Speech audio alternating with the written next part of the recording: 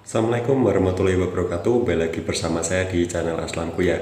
Jadi seperti biasa saya ingin berbagi informasi sharing-sharing ya seputar asam lambung Kertanjati sesuai yang saya rasakan, sesuai pengalaman saya, sesuai yang saya pernah alami gitu ya.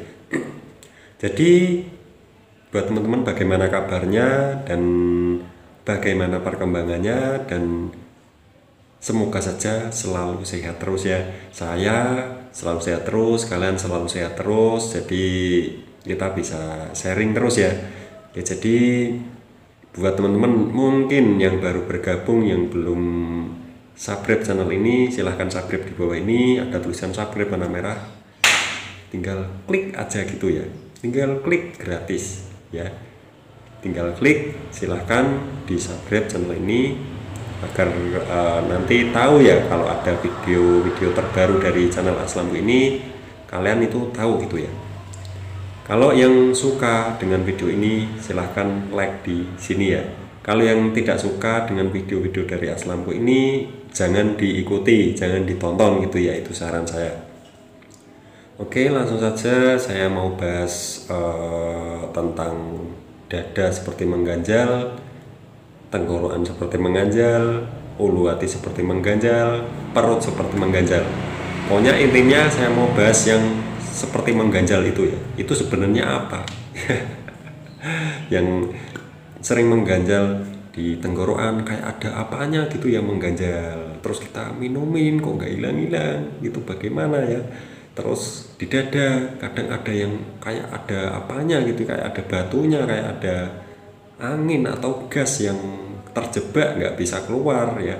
Terus di ulu hati ya, terus di ulu hati juga sama, rasanya itu sama seperti itu, seperti mengganjal ya di bagian ulu hati ya. Bahkan di bagian perut juga rasanya seperti mengganjal, entah itu perut kiri, entah itu perut kanan, entah itu perut atas, entah itu perut bawah, entah itu perut tengah gitu ya. Jadi saya mau bahas semuanya yang tentang mengganjal itu ya. Jadi mengganjal itu apa sih mas? Apakah saya pernah? Ini ya, saya pernah di tenggorokan, saya pernah. Ya, dan itu lama, ya lumayan lama lah, cukup lama lah. Terus di dada saya juga pernah. Tapi ini nggak selama, nggak lama banget, nggak ya. Di tenggorokan nggak lama banget, di dada nggak lama banget. Yang lama banget itu di ulu hati dan di perut. Tapi yang paling lama banget itu yang di ulu hati. Yang di perut itu lebih lama yang di ulu hati. Jadi semua itu karena lambung kita atau pencernaan kita, khususnya biasanya dokter itu menyimpulkan lambungnya masih ada GERD atau masih ada luka ya, biasanya dokter bilangnya begitu. Dan itu ya memang itu masalahnya, karena lambung kita sedang ada MAH, ada penyakit MAH, atau ada peradangan di dinding lambung. Bahkan ada yang dokter yang bilang itu katup esofagusnya lemah. Terus ada yang ya pokoknya banyak ya, dokter itu kan beda-beda ya. Ada yang ini GERD ya, ini ada GERD yang bikin mengganjal, itu GERD. Ada yang bilang itu MAH, ada yang bilang itu asam lambung ya, ada yang bilang itu gastritis atau peradangan di dinding lambung ya. Jadi itu semua intinya itu ada masalah di bagian lambung ya. Intinya itu ada masalah di bagian pencernaan, khususnya di lambung. Nah, itu semua sebenarnya nggak perlu, kalian harus belajar, harus paham. Ada peradangan, terus asam lambungnya masih tinggi. Kalian harus mencari yang tidak bikin si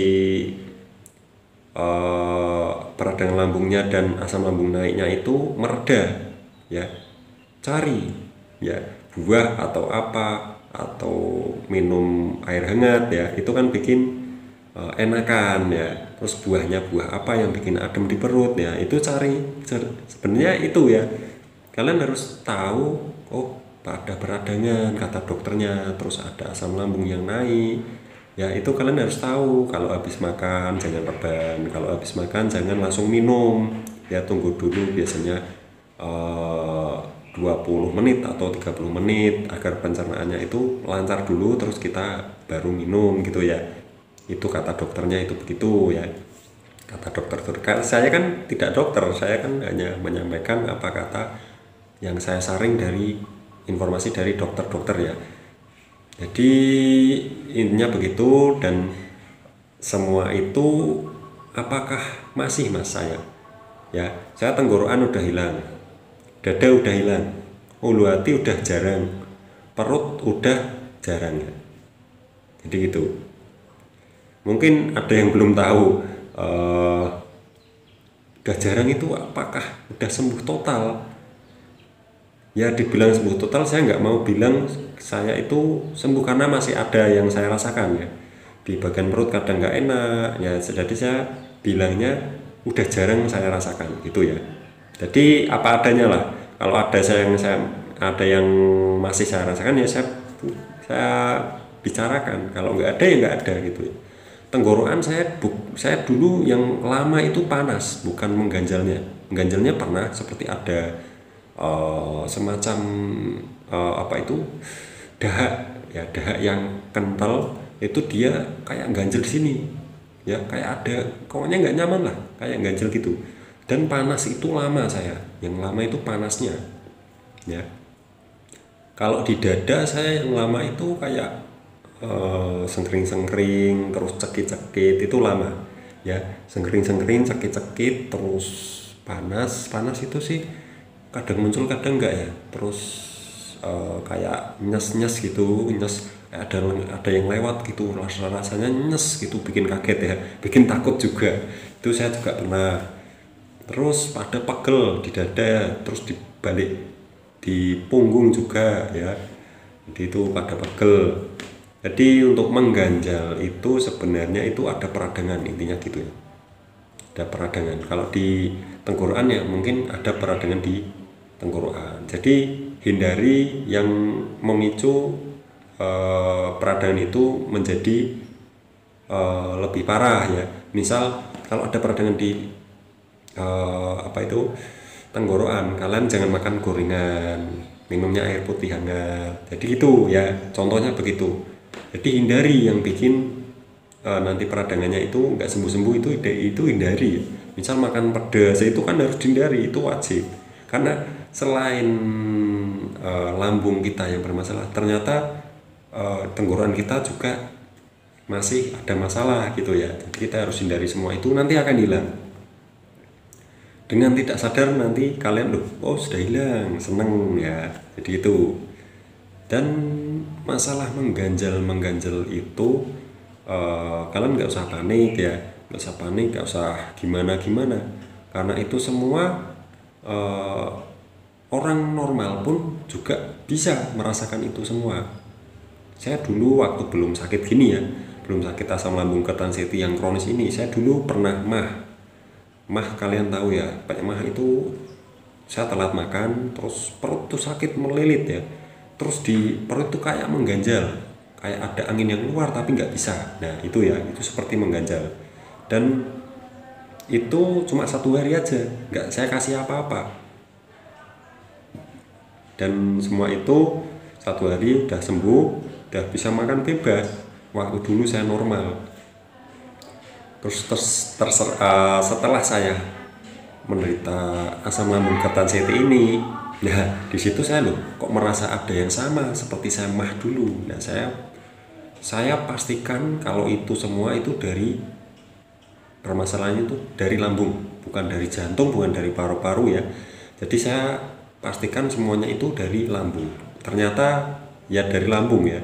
Setelah saya USG katanya ada peradangan di lambung. Nah inilah bla bla bla bla gitu ya, kata dokternya yang ahli penyakit dalam ya. Dan hindari semua ini dari makanan ini itu ya, pokoknya adalah kalau kalian periksa di dokter spesialis atau bahkan yang tidak spesialis itu, bahkan dia oh gini loh makannya ini, yang harus dihindari ini, yang harus dimakan ini, minumnya ini ya. Jadi nanti diarahkan ya. Jadi gini ya, menurut saya semua dokter itu kalau menyarankan yang makan itu, menurut pengalaman saya itu beda-beda loh.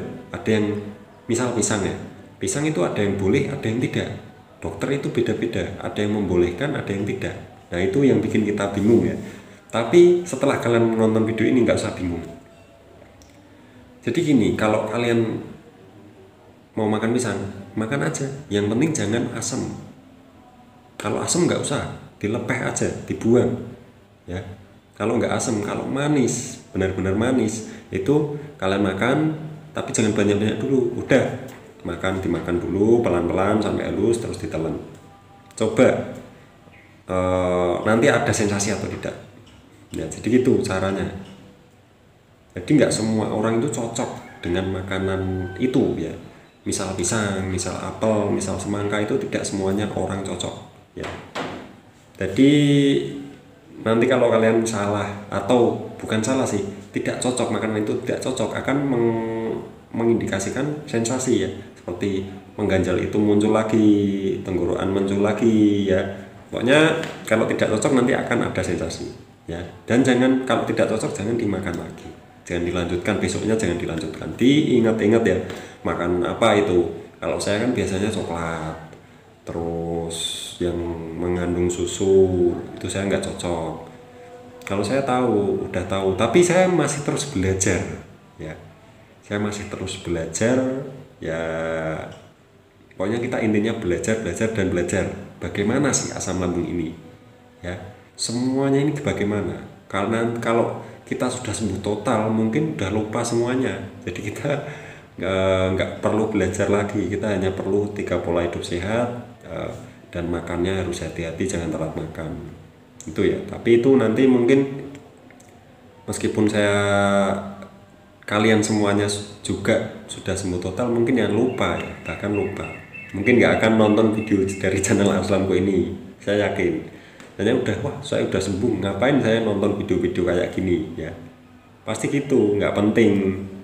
Itu pasti bicaranya. Jadi video ini makanya saya bicarakan, saya awal bicara itu video ini khusus yang masih awam, yang masih belum tahu apa sih asam lambung itu, bagaimana sih kok saya nggak sembuh-sembuh. Nah itu ya yang begitu.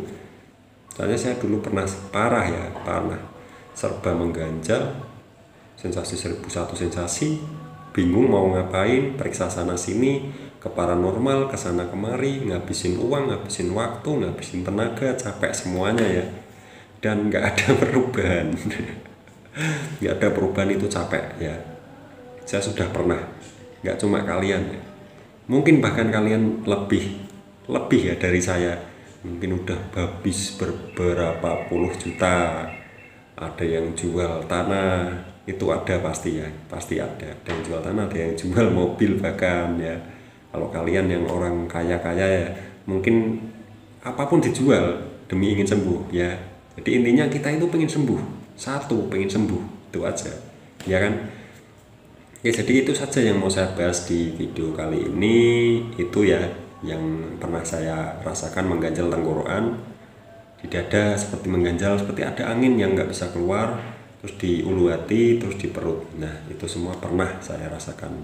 Dan caranya sih ya itu, hindari semua itu, hindari pantangan, terapkan pola hidup sehat, minumnya air putih hangat terus, jangan rebahan setelah makan. Semua itu ada kok di Google. Kalian cari pola hidup sehat untuk asam lambung, itu ada semua. Kalian simpen di screenshot atau dicatat, kalian diingat. Oke, jadi itu saja. Terima kasih sudah menonton video ini, dan semoga saja kalian selalu bermanfaat ya buat teman-teman semua, dan semoga saja kalian itu paham apa yang saya bicarakan, apa yang saya sampaikan di video-video channel Arslanko ini ya. Jadi ambil sisi positifnya saja. Saya mohon maaf kalau ada perkataan saya yang salah, mungkin ya ada yang salah, ada yang keliru, tolong dikoreksi, tolong dibetulkan gitu ya. Jadi kita itu sama-sama saling berbagi info, berbagi atau saling memotivasi lah ya, saling menyemangati, saling mensupport gitu ya, saling mendoakan juga ya. Dan semoga saja kalian semua itu segera diberikan sembuh total 100% seperti semula, seperti sedia kala ya. Amin ya rabbal alamin. Itu semua harapan kita semua ya.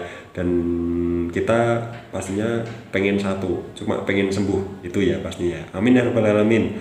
pasti kita semua akan sembuh ya. Amin. Oke, jadi itu saja. Terima kasih. Wassalamualaikum warahmatullahi wabarakatuh.